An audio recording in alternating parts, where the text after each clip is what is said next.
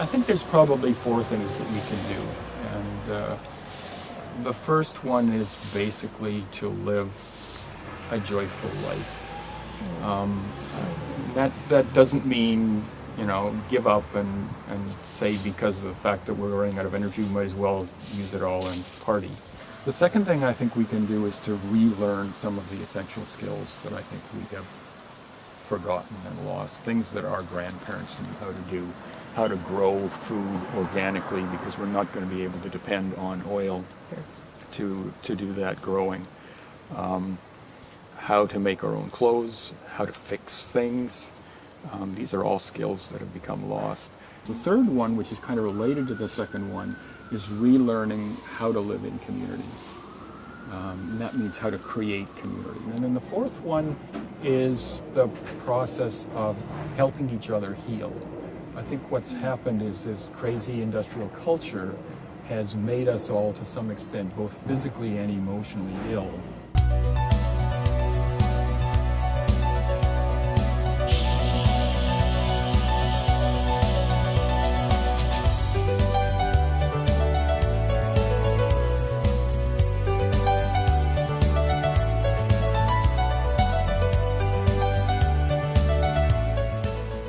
Hi, welcome to Peak Moment.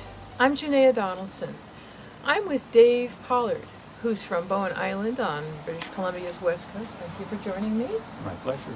Dave is the author of Finding the Sweet Spot, right? And the blog How to Save the World. Right.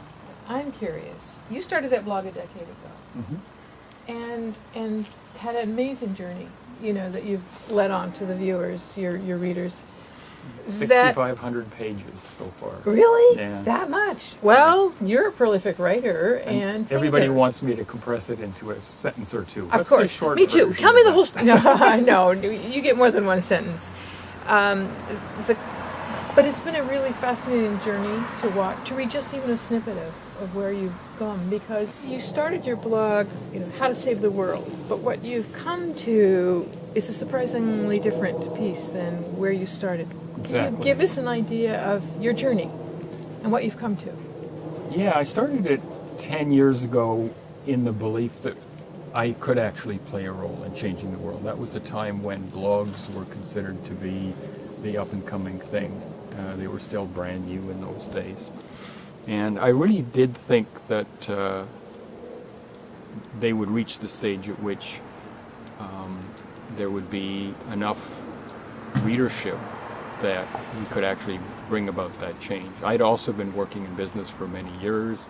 I was in a fairly senior position in a large organization that was focused on innovation. And my feeling in those days was that we could innovate our way out of the problems at the time. This blog has been a 10-year chronicle of the change in my viewpoint about that.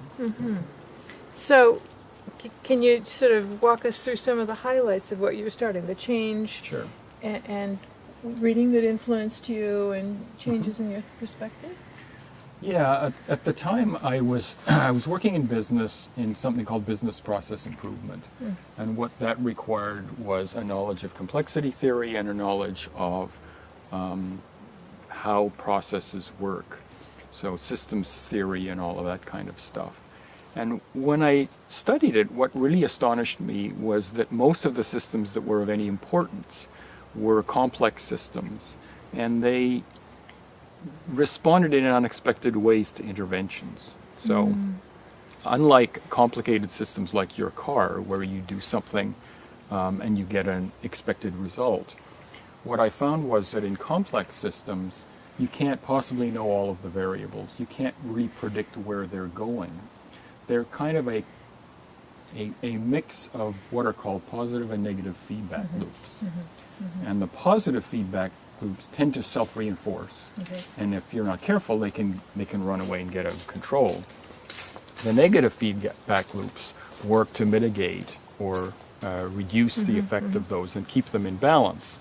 And so most of the complex systems that we work with are a mix of those positive and negative feedback loops. So what I tried to do then was to take a look at the major systems in our civilization culture and understand what was the interplay that was at work. And I came to the rather dismaying conclusion that the three major systems, the energy and resource systems, the ecological systems, and the economic systems in our society are they're all three in a rather unsustainable state, because all three of them are being driven by positive feedback loops that are really running now out of control. And we're trying desperately to balance the three of them because they're all related to each other. And an increase in one can sometimes mitigate the other. So, for example, if our economy falls for a period of time, then what will happen is we'll use less resources, and therefore the crisis that we are moving towards in terms of the exhaustion of the Earth's resources and energy will be deferred as a result of that. But the minute that those resources become cheaper because of market demands, what happens is, as the price goes down, it becomes more affordable for people to buy them, and therefore the demand increases and the economy goes up. And the economy goes up. So this is an example of one of these feedback loops that keep everything in balance. But now we're at the state, and I was trying to sketch it the other day, and I wouldn't by any means attempt to try to explain this chart. That looks like complex system right there. It is a complex system. I was just sketching for myself how these energy and resource systems, ecological systems, and economic systems interplay, and how the positive feedback loops work. And this is just a small proportion of them. There's a very large number of them at work. But what I concluded was that they're pushing us towards end games, or what Derek Jensen calls end games, in three areas. In the limited resources, it's the exhaustion of the fact that ultimately we're going to run out. Yes. We have, in 200 years, we have used billions of years worth of accumulated energy and other resources. In the fossil fuels, right? Yes, and our economy now totally depends upon that. Most of what we produce is not human power. It's produced from energy, and if we run out of that, we are going to have to significantly reduce the level at which we live and operate in our society. Basically, go back to what I think James Kunstler calls a world made by hand. Yes. Human power and maybe some animal power and so on, which seems unfathomable yeah. to us. But so that's one of the end games. The second one is the economic collapse that will come when we finally end the Ponzi scheme of increased industrial growth. Yes. That can't continue as well, and there's all kinds of examples of where in past the absurd leaps of faith that allow the government to keep printing money and people to keep accepting it for that value will only continue for a certain point of time. Then people will realize that the bubble is going to burst. And so we're heading towards an economic collapse in that sense. And the third one is the ecological collapse, which is being caused by global warming and other phenomena. That's now the most disturbing one, because what the climate scientists are now saying is that we have passed the tipping point. And so just as recently as a few years ago, they were saying that we might see 1 or 2 degrees of Celsius of temperature increase over the next century, which is alarming because it's only slightly less than the difference in average Earth temperature between today and the ice ages. But they are now saying that because of the runaway effects, these positive feedback loops also work in the environment. And so, for example, the melting that's going on in the Arctic and the Antarctic now is releasing large amounts of methane from under the ice. And that methane is actually a far more toxic in terms of its impact on climate gas than carbon dioxide is. So what we're looking at now is a runaway climate change, which according to the climate scientists that I've talked to, at least when they talk off the record, they would never say it on the Of record. course, yes. We are now looking at something closer to 4 to 6 degrees of climate change, temperature change by mid-century, which is Not that far away, wait a minute. It's not far away, and it's catastrophic, because once you reach 4 to 6 degrees, then you're past the tipping point, and you're looking at something like 12 degrees by century end, which basically means we'll fry the Earth, and the only places that will be inhabitable will be the polar areas, and even they will be beset by storms. Very much like So- Lovelock said in Revenge of Gaia, predicting Right. very few humans, if they survive, and probably a lot of species won't. Right. I mean, So we're now in a situation where these three systems, our energy and resource systems, our economic system, and our ecological system, we're trying to balance them all. It's like a juggling act. And eventually, as long as we keep being forced to juggle them faster and faster, we're going to drop them all. And so I have come from a belief that we can, through innovation and through resourcefulness and through some kind of collective increase in consciousness, be able to save the world, or at least save our civilization, to a belief that it is going to collapse, that any one of these three systems would be enough to end our industrial growth civilization. industrial growth yeah, civilization. And so rather than trying to mitigate or prevent that from happening, I'm now starting to think about how we can be prepared for it, become more resilient in the face of the changes that we are going inevitably, I think, to face. That's quite a journey and quite a change. I think, though, that there are others among us that have come to that same place. It's too late to try to, band-aid up, Right. civilization, or the planet's environmental ecology. But we do want to believe. It's in our Of course nature we do. to believe. So now we have. And because Yeah. we don't know totally, we don't know how things are going to play out, and so Yeah. so the question is, as humans, since our whole thrust is continuing the species, Exactly. and is where do you come to on, well, what can we do? I think there's probably four things that we can do, and the first one is basically to live a joyful life.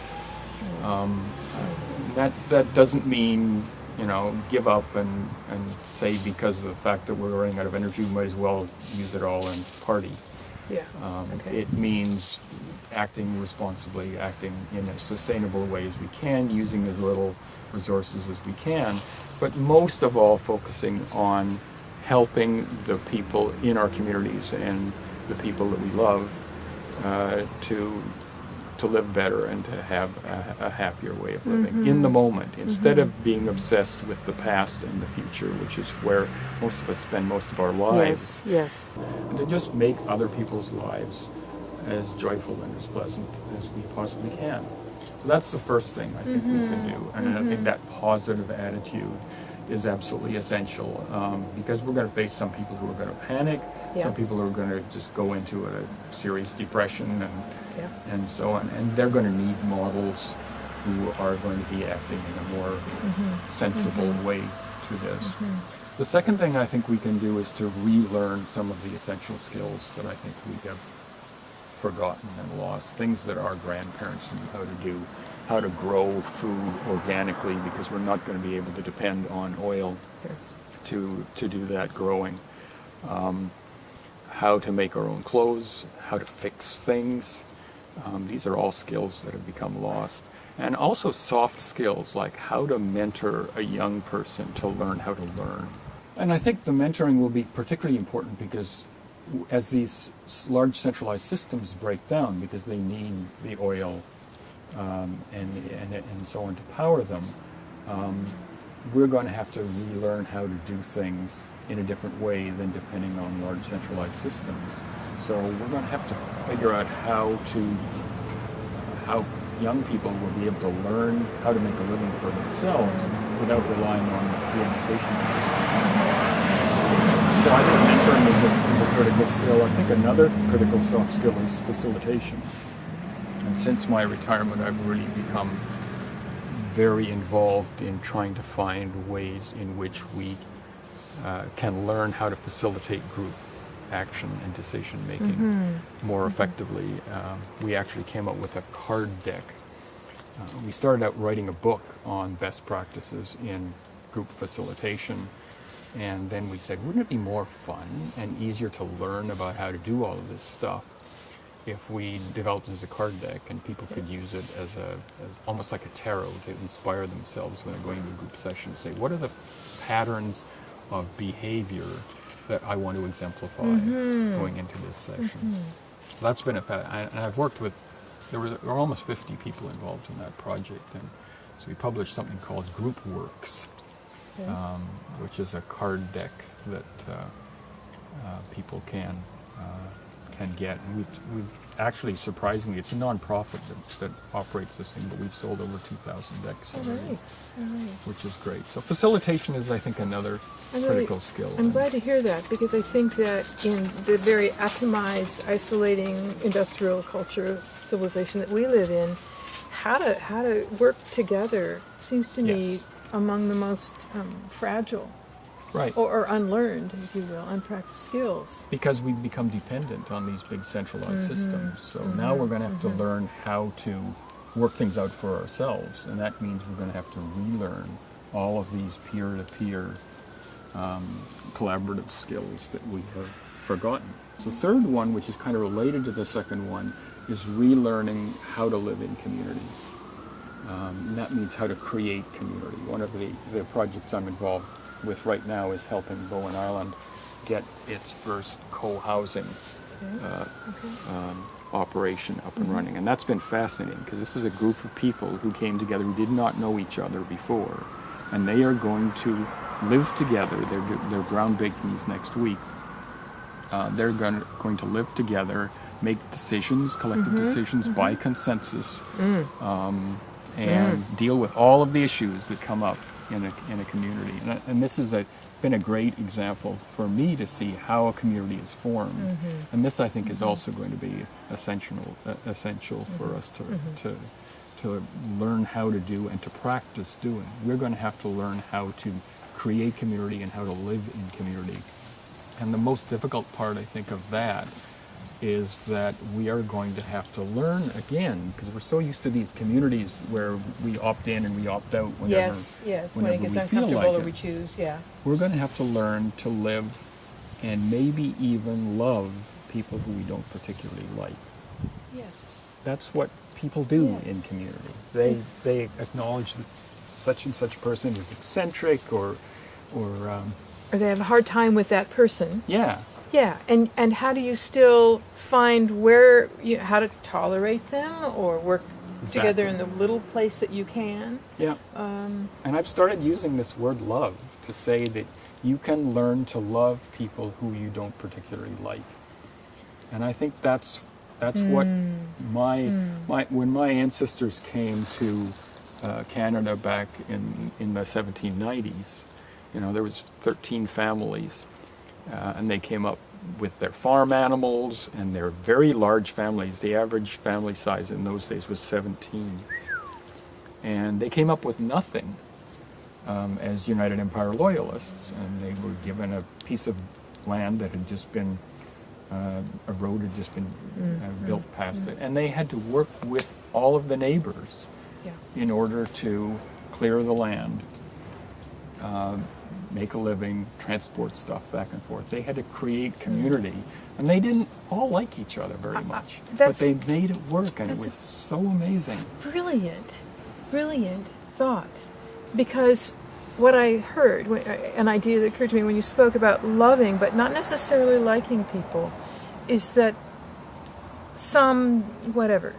part of ourselves can say, I respect that this person is doing their best, that they too care about others, may not be the others that I care about, but they care about other people, other situations, the planet, whatever it is. They may not go about it the way I like, but I honor them.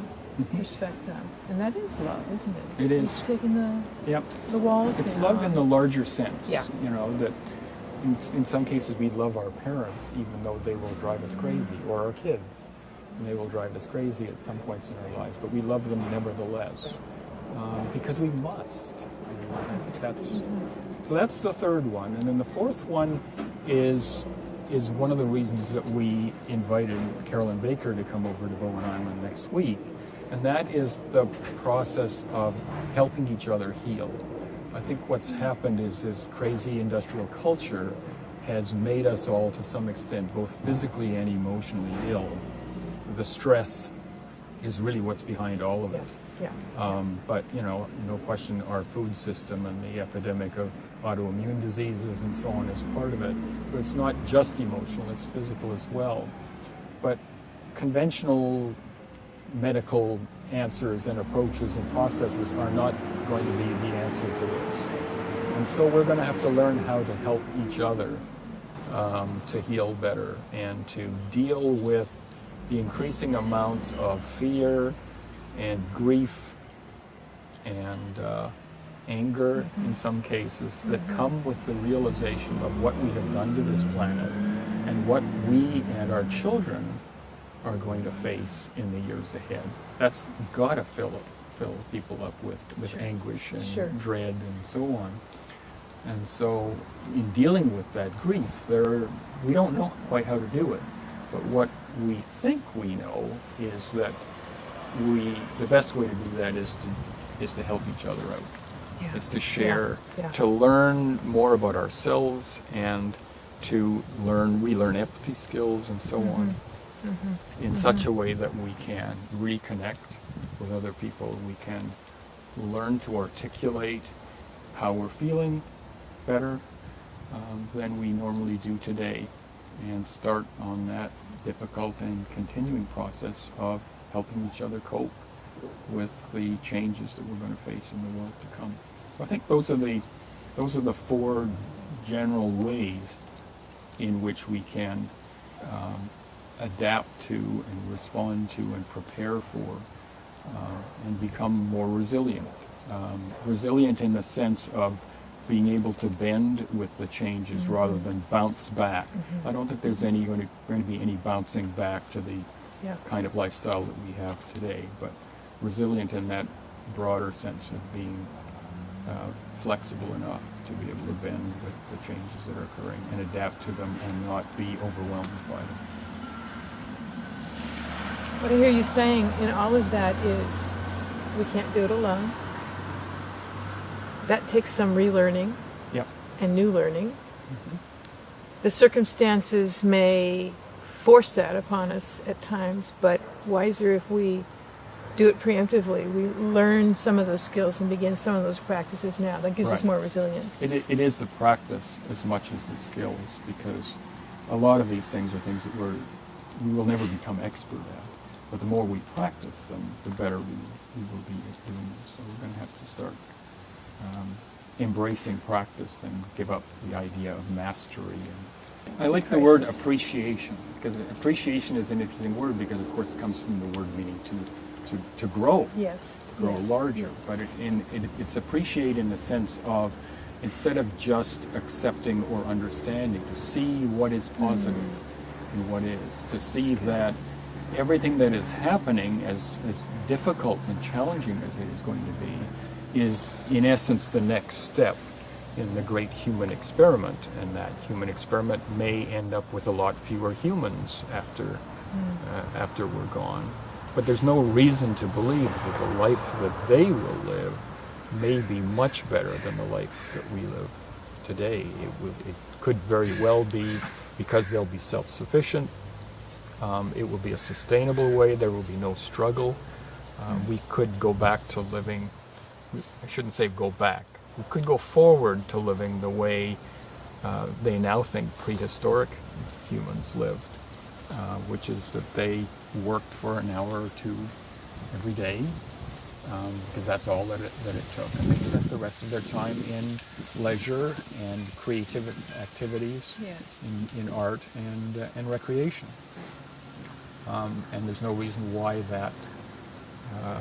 kind of life isn't possible and shouldn't be possible for our descendants if we help them make that challenging transition to them.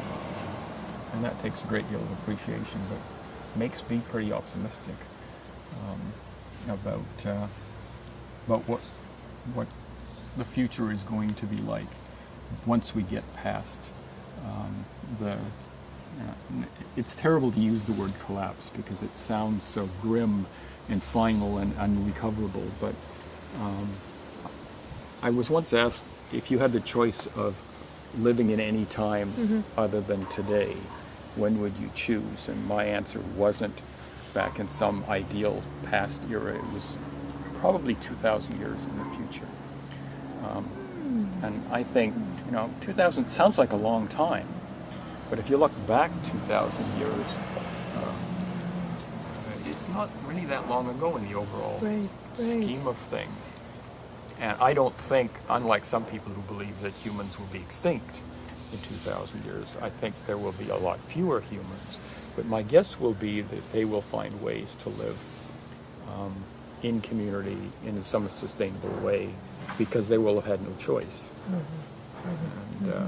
And because of that, if I had the choice, that's when I would really like to live, is 2,000 years in the future. You get me thinking on that, because 2,000 years in the future, how much we will have, the whole everything, everywhere will have transformed and moved towards being sustainable, which we certainly are now.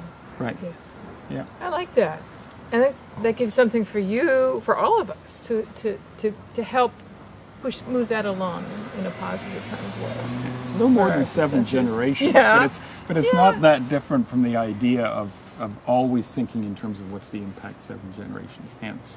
So in terms of thinking about what's ahead, I try to look beyond the challenges that we're going to face over the next few decades and say, what is this ultimately leading to in the broader scheme of the great human experiment? I think we will look back one day at, if we remember it at all, at industrial civilization as being a kind of frenzied and unfortunate mistake, rather than the pinnacle of human progress and achievement. Yes, yes. I think that may be true. Thank you. You're watching Peak Moment. I'm Janaea Donaldson. My guest is Dave Pollard, whose blog is How to Save the World, and I think it's much broader than that. Join us next time.